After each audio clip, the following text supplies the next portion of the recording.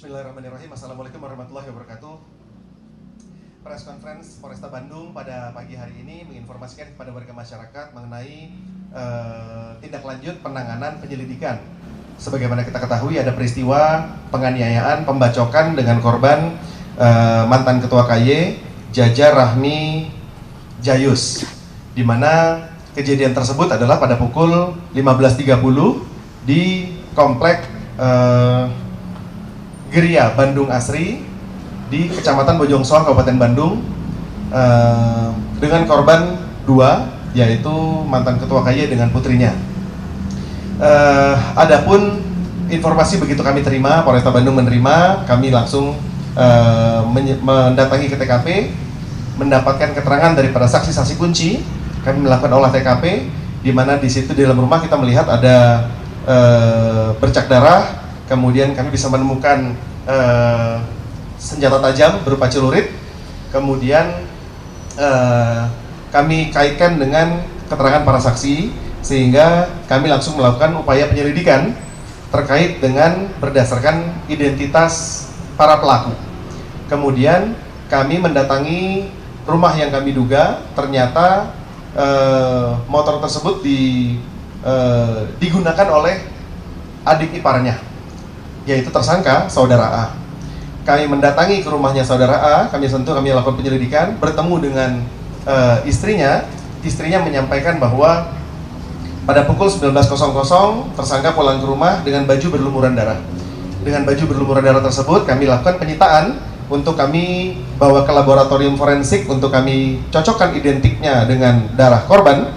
Kemudian kami melakukan pengejaran kepada tersangka, sehingga pada pukul 22.30, setengah 11 malam, tersangka bisa kita amankan. Berikut barang buktinya, sepeda motor di Mekarwangi. Dari situ kita bisa ambil kesimpulan bahwa kurang dari 1 kali 10 jam sejak kejadian, Polresta Bandung bisa mengamankan pelaku penganiayaan tersebut. Untuk motif, setelah kita bisa mengamankan tersangka, kami kaitkan dengan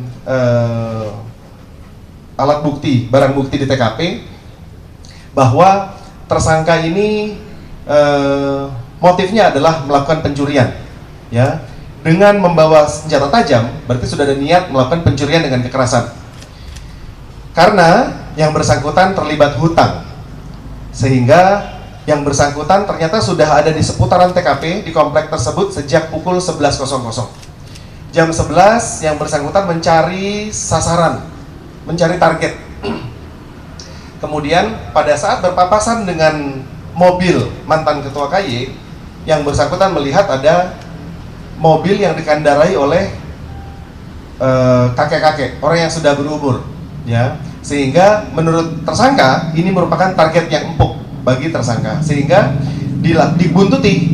diikuti kendaraan tersebut. Setelah kendaraan masuk ke rumah, dibiarkan korban ini masuk ke dalam rumah. Kemudian tersangka masuk ke dalam rumah untuk melakukan pencurian.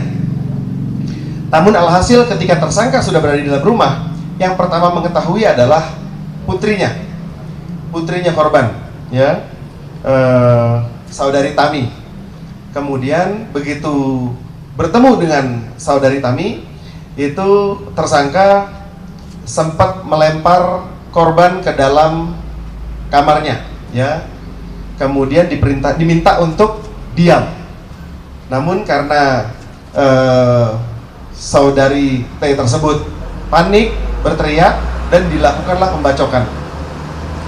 Ditangkis sehingga kena di tangannya, kena di bagian punggung. Kemudian pada saat ada teriakan minta tolong dari si putri, maka mantan Ketua KY turun dari lantai 2, melihat si anak sudah berdarah, kemudian juga melakukan teriak minta tolong oleh warga sekitar, juga dibacok oleh si tersangka. Dan dari situ korban tetap berteriak minta tolong, tersangka keluar, warga mulai berdatangan, kemudian yang tersangka langsung kembali ke sepeda motor dan melarikan diri. Barang yang diambil, belum sempat ada barang yang diambil karena ada perlawanan, ada teriakan minta tolong, dan warga sekitar juga keburu datang sehingga yang bersangkutan tersangka langsung meninggalkan tempat. Jadi tersangka itu sudah mondar-mandir di komplek tersebut sejak jam 11 siang dan baru tereksekusi 15.30 karena melihat sasaran target di mana mobil dikendarai oleh korban yang usianya sudah senior, kemudian masuk ke rumah, buka pintu sendiri, kemudian masuk ke dalam dengan asumsi bahwa kakek-kakek ini tinggal sendirian. Asumsi daripada tersangka. Ya. Sejauh ini motif yang kami dapat dari tersangka adalah motif pencurian dengan kekerasan. Kemudian kami tanya kepada tersangka, kenapa melakukan tindakannya siang-siang? Yang bersangkutan menyampaikan bahwa yang bersangkutan pertama sudah menggadaikan handphonenya untuk bayar hutang.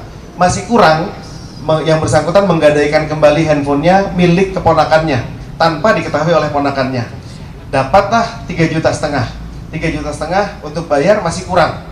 Nah, niatnya adalah melakukan pencurian untuk membayar hutang dan membayar gadainya tadi supaya handphonenya bisa langsung dikembalikan kepada keponakan, supaya keponakannya tidak tahu kalau sempat digadaikan kepada orang lain untuk membayar hutangnya si tersangka. Hutang yang bersangkutan ada hutang tersendiri. Pasal yang dikenakan, kami perkenakan pasal berlapis karena yang pertama adalah pasal 365 KUHP, yaitu pencurian dengan kekerasan dengan ancaman hukuman 9 tahun penjara. Kemudian kami lapisi dengan penganiayaan 351 dengan ancaman hukuman 5 tahun penjara. Dan karena yang bersangkutan membawa senjata tajam yang tidak sesuai dengan pekerjaannya, kami juga lapisi dengan Undang-Undang Darurat Nomor 12 Tahun 1951 dengan ancaman hukuman 20 tahun penjara. Bukan, yang bersangkutan jatuh, tersangka jatuh dari motor sehingga mengalami luka di bagian lutut.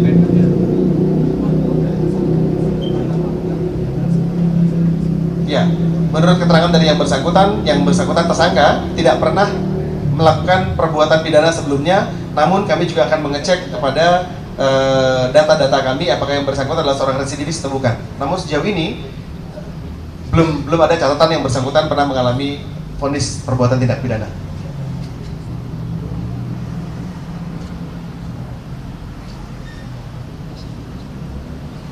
Apa? Ya, oke. Yang lain, pertanyaan lain?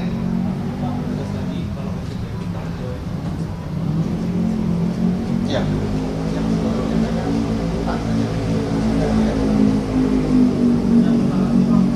Swasta, pekerjaan swasta.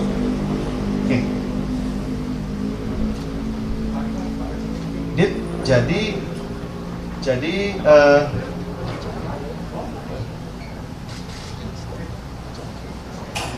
Jadi kamu niatnya adalah mencuri ya?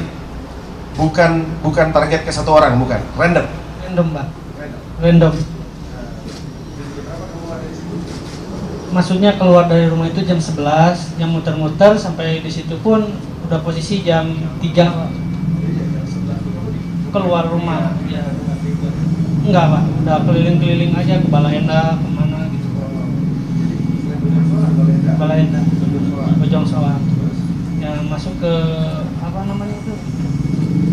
Cigan itu. Ya. Papasan sama mobil itu. Ya, Pak. Papasan dengan target pas kamu di komplek itu. Iya, Pak. Kamu lihat bahwa itu. Kok kamu bisa asumsi kalau itu pakai kan ya? Ya feeling aja, Pak. Feeling maksudnya orang tua. Iya, Pak. Berapa kali? Kamu bacok putrinya dulu atau bapaknya dulu? Putrinya dulu, Pak. Iya. Yang bacok apa yang kena? Mau nyerang kepalanya tadi, Pak. Kamu niatnya nggak mati gitu? Ya di situ udah, jadi pas begitu saya dengar si bapaknya di tangga turun, di situ langsung saya berasumsi, wah saya di sini udah ketahuan gitu kan. Saya di sini udah nggak sadar, pokoknya ya, daripada saya ketahuan gitu, Pak. Akhirnya saya menyerang. Iya, Pak. Terus yang bapaknya membacok bagian apanya? Bapaknya yang pertama pas menyerang kepalanya itu dia, kalau sama bapaknya lah perlawanan, Pak lah.